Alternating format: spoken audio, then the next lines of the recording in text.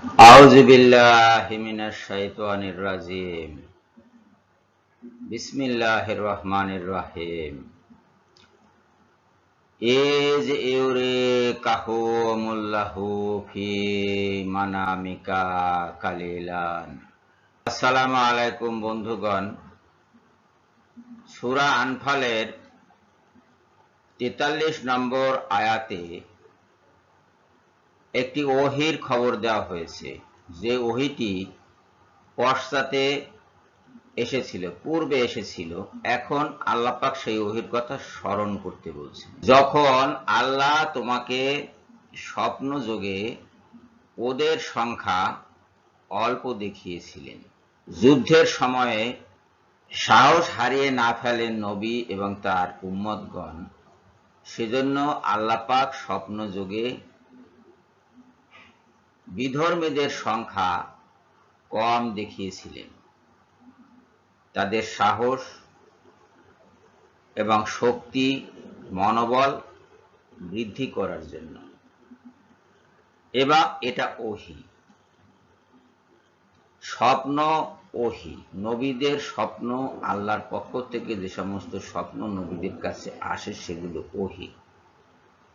একই রকমের স্বপ্ন নবী করিম সাল্লাল্লাহু আলাইহি সাল্লামকে দেখানো হয়েছিল মদিনায় হিজরতের পূর্বে। মদিনার ছবিটি দেখানো হয়েছিল তাকে স্বপ্নযোগে, মদিনার খেজুর বাগান দেখানো হয়েছিল তাকে স্বপ্নযোগে, এবং তিনি বুঝতে পেরেছিলেন যে আল্লাহ পাক তাকে মদিনায় হিজরত করতে বলছেন। একই ঘটনা হযরত ইব্রাহিম আলাইহিস সালামের ক্ষেত্রে ঘটেছে। তাকে স্বপ্নযোগে দেখানো হয়েছে তিনি কোরবানি করছেন তার পুত্রকে, এবং সেই স্বপ্ন পরবর্তীকালে তিনি বাস্তবায়ন করেছেন। এগুলো ওহী, নবীদের স্বপ্ন ওহী। যারা মনে করেন যে কোরআনের বাইরে কোনো ওহী নাই, তারা এসব আয়াত দেখে শিক্ষা নিতে পারেন। তাদের শিক্ষার ঘাটতি আছে, তাদের কোরআনের আন্ডারস্ট্যান্ডিং এ ঘাটতি আছে। তারা যদিও বলে যে কোরআন কোরআন কোরআন কোরআন কোরআন কোরআন বলে জিকির পারে তারা, কিন্তু কোরআনের কিছুই তারা বোঝেনি। বোকার দল, এতই বোকা যে কোরআনের বাইরেও যে ওহী আছে সেটা তারা জানে না, এতই বোকা। এবং এই যে ওহী, এই ওহীগুলোর খবর যেমন এখানে দেওয়া হয়েছে, তেমনি এই ওহীগুলো হুবহু হাদিস শরীফে লিপিবদ্ধ আছে। ওই হাদিসগুলো আমরা ফেলে দেব কেন? কার স্বার্থে ফেলে দেব? কি কারণে ফেলে দেব? কোরআনের সাথে যে হাদিসের কোনো সংঘর্ষ নাই, সেই হাদিস আমরা ফেলে দেব কেন? যে হাদিস কোরআনকে বুঝতে সহায়তা করে, সেই হাদিস আমরা ফেলে দেব কেন? কারণ কি? যারা ফেলে দিতে বলে তারা হয় বোকা, না হয় অমুসলিম, সম্ভবত র এর এজেন্ট, যারা এদেশে ইসলামকে ধ্বংস করতে চায়, তারা সেই দলের লোক। তাদের থেকে আমাদেরকে সতর্ক থাকতে হবে।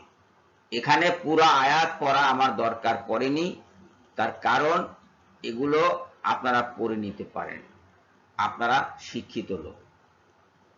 আরেকটি বিষয় হলো, আমার যেটুকু নিয়ে এই ভিডিও, আমি সেটুকু পড়েছি। পুরা আয়াত আপনার সামনে দিয়েছি, কি আরবি কি বাংলা, দুই অংশই আপনার সামনে দিয়েছি। আপনি পড়ে নিন, আপনি দেখে নিন, আপনি বুঝে নিন।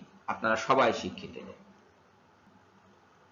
তো আজকে যেটা আমরা শিখলাম সেটা হলো যে কোরআনের বাইরে আল্লাহ পাকের ওহী আছে, এবং সেই ওহীগুলো ইসলামের সম্পদ। এগুলো ফেলে দিলে হবে না, এগুলো সংরক্ষণ করতে হবে, এগুলো মানতে হবে, এগুলো জানতে হবে, এগুলো পরবর্তী বংশধরদের কাছে পৌঁছাতে হবে। তবেই ইসলামের পরিপূর্ণ জ্ঞান এবং পরিপূর্ণ চর্চা আমাদের মাঝে বহাল থাকবে। আল্লাহ সবাইকে হেফাজত করুন, সবাইকে সুপথ দেখান, এই কামনা করে সবাইকে ধন্যবাদ জানিয়ে এখনকার মতো বিদায় হচ্ছি। আল্লাহ হাফেজ।